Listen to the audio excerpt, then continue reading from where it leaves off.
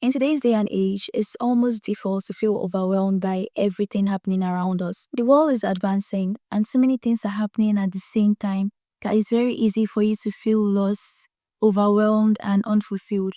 I'm sure you can relate to it because it's a universal feeling. But I'm here to tell you that irrespective of that feeling you have, you're not depressed, you're simply bored. This might sound very controversial owing to the fact that there's a lot of stigma around mental health issues, and people who indeed suffer from depression are often told things like, snap out of it.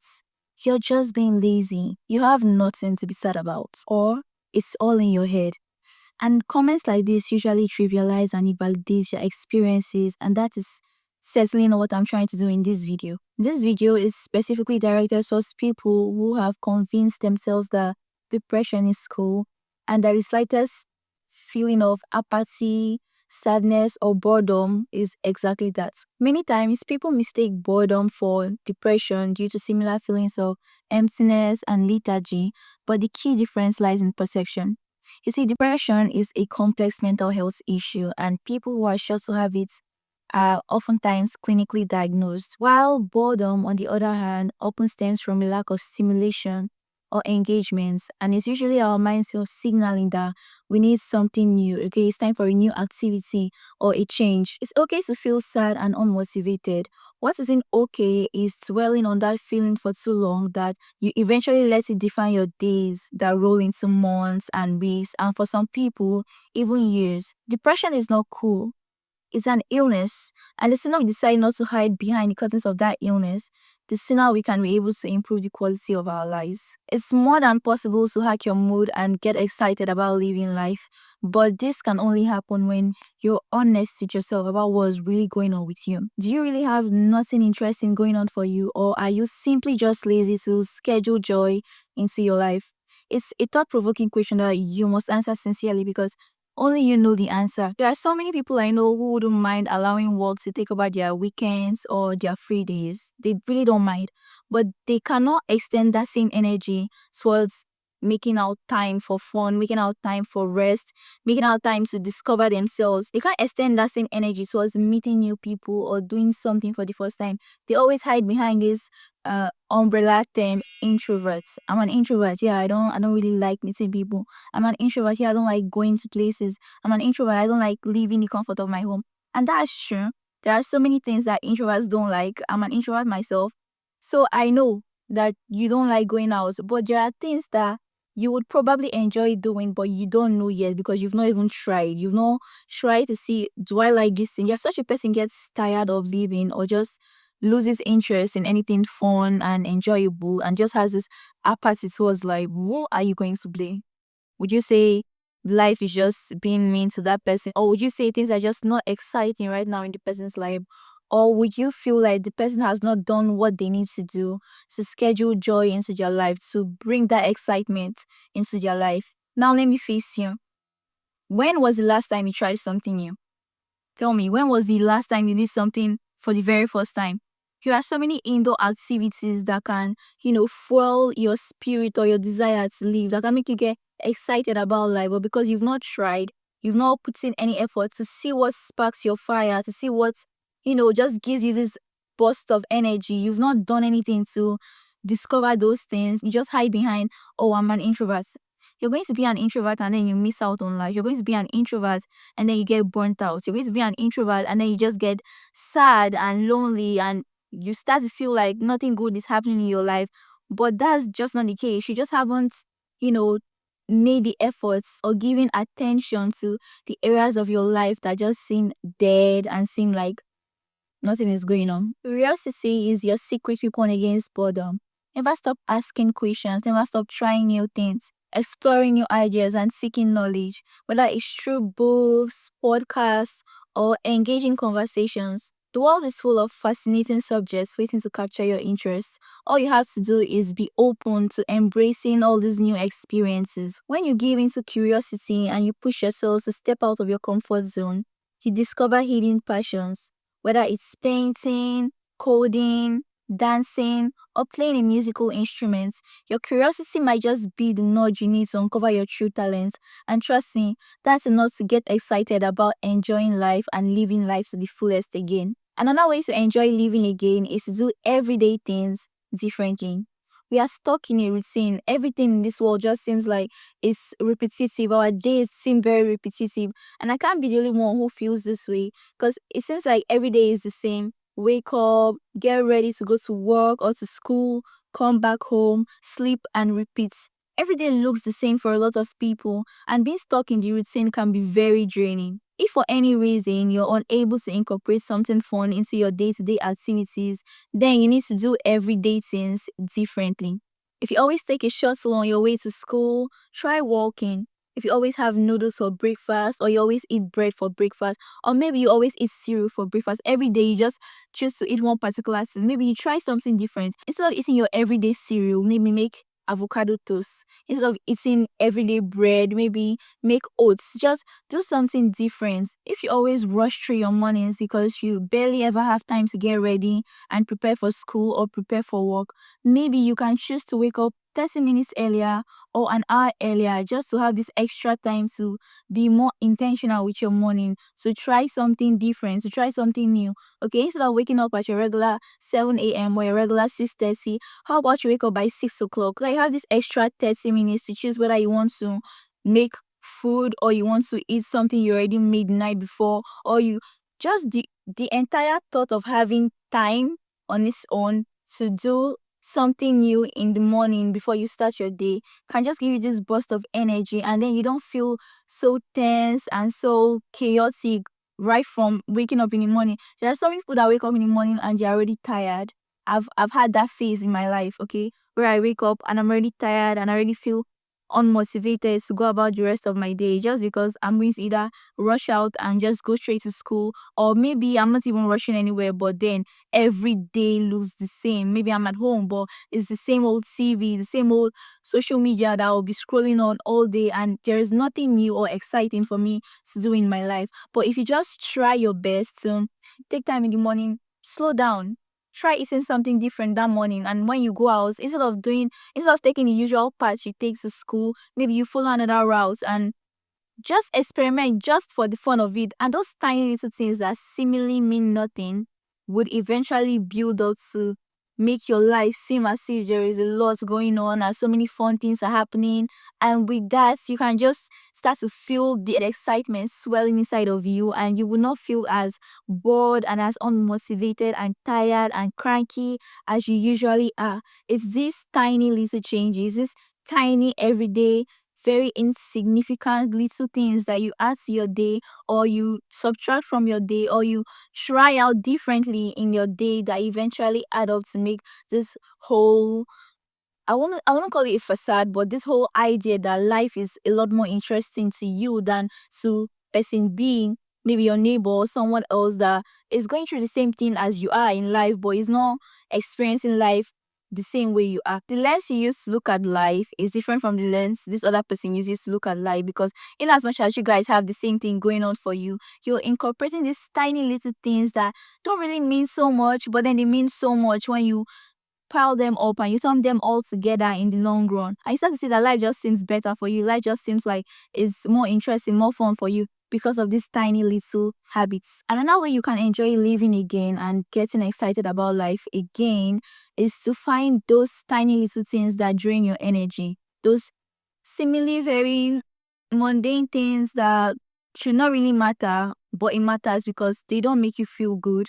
They tire you out, they drain your energy. It could be different things. It could be friends, it could be your environment, it could be the way you eat, your diet. Just take out time to identify these things and find a way to uproot them. So let's take your environment for instance.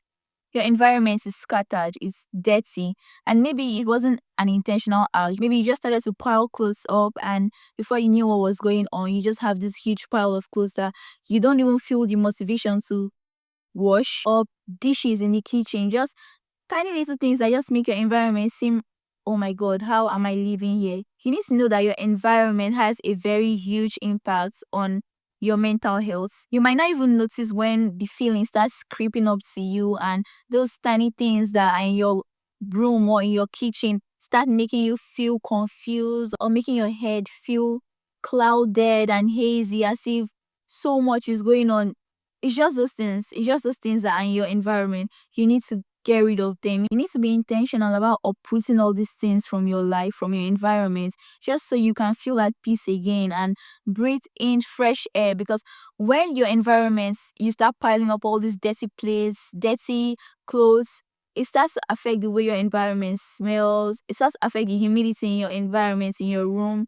And before you even know what's going on, you're already feeling disgusted, tired, unmotivated, and it gets worse if you don't take action. So it's important that you take action and you start from somewhere. You don't have to do everything at the same time. You don't have to clean your entire room in one sitting. You can decide, okay, right now I feel very tired. I feel very down, but I can do the dishes. Then you go and you do the dishes. And just being able to win in that small task, being able to conquer that little thing that you feel is not so much of a big deal, but has been a big deal for you the past few days or few weeks, just being able to conquer it and then eventually do the dishes, you feel proud of yourself. You feel like, yes, I'm beginning to get myself back, even if it's just a tiny little bit of satisfaction, a tiny little bit of motivation, a tiny little bit of pride, of, happiness in yourself. It's something. And eventually you get more motivation to do other tasks in your environment that seems to be draining you. Now, if what is draining you are the people around you, maybe your friends, your neighbors, whoever they are, you can choose to limit the access that you give to them. You have to put a boundary that limits their access to you. Because if these people continually surround you, if they're continually in your bubble, you will continue to feel drained and powerless. And if you don't put a boundary on time, if you don't put a boundary now that you've noticed that, okay, these are the people that are making my energy go off or making me feel so drained, be it emotionally, spiritually, whatever, you have noticed that this is how they make you feel. You have noticed that this is the impact that they have on you, the impact they have on your mental health. You need to be firm and put those boundaries in place just so that you're able to get yourself back, able to enjoy your life again. If you find that what is draining you is social media, maybe whenever you go online and you just start to see your friends and the kind of things they are doing, you immediately start to feel sad. You immediately start to feel like nothing good is happening in your life, or you immediately start to compare yourself with them, or you start to feel like they are doing better than you. Comparison is the thief of joy, okay? So you need to either find a way to motivate yourself out of the feeling of, oh, I'm doing less than this person, but it's not always very easy. So in the time being, while you still feel that way, you need to unfollow them. If you feel like unfollowing them will cause some form of rivalry or enmity between you guys, then maybe mute them just for the time being until you start to feel like yourself again. Until you start to feel like, yes, something good is happening with me. My life is okay the way it is. I don't need to compare myself to anybody. You need to limit how often you interact with their posts, how often you see their posts. And for me, the best way is to either mute them or unfollow them. And if maybe your issue is not even the people on social media, but simply the app in general, maybe you find out whenever you go on TikTok, you just can't stop scrolling. You know you have important things to do, but you can't seem to, be firm with yourself and say, I need to get off TikTok and go do XYZ. I need to get off Instagram and stop stalking every beautiful profile that I see. Then what you have to do is completely delete the app.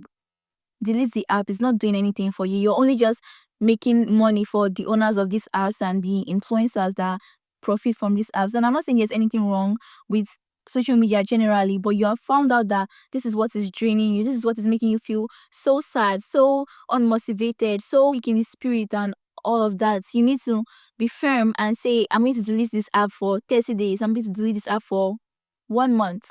That's 30 days. I'm going to delete this app for 6 months. It doesn't matter. Let me tell you, the world can wait. When it comes to your mental health, the world can wait. So it doesn't matter how long you decide to stay off the app, because you know that this is not doing you any good. You know that you feel sad coming on this app. It's no longer a place of joy for you. Then trust me, the world can wait for you to return. It's okay if you decide to take a break and delete the app. Another way to enjoy living again is to interact with random people.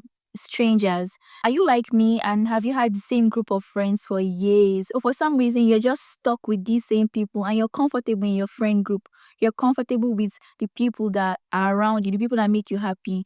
And while that is good, it's also important for you to go out there and listen to new people, hear their views, hear their ideas, hear their opinions. It expands your mind, and the very act of interacting with these people and learning something about them just makes you feel like life is more interesting. You get to hear their views, you get to hear about their struggles, you get to hear about the things that are going well for them. You'll be surprised at how much diversity there is in this world, excluding race, nationality, or ethnicity. When you talk to new people, when you interact with new people, you get to see the world through their lens. You get to see how different they see the world or how similar they see the world compared to yourself. And that alone can be exciting. Just seeing that somebody who lived in the same neighborhood as you or someone who is from the same city as you has a very completely different experience as you. When you get to see these things or you get to notice these things, it just gives you this excitement to maybe want to enter their world a little bit, want to know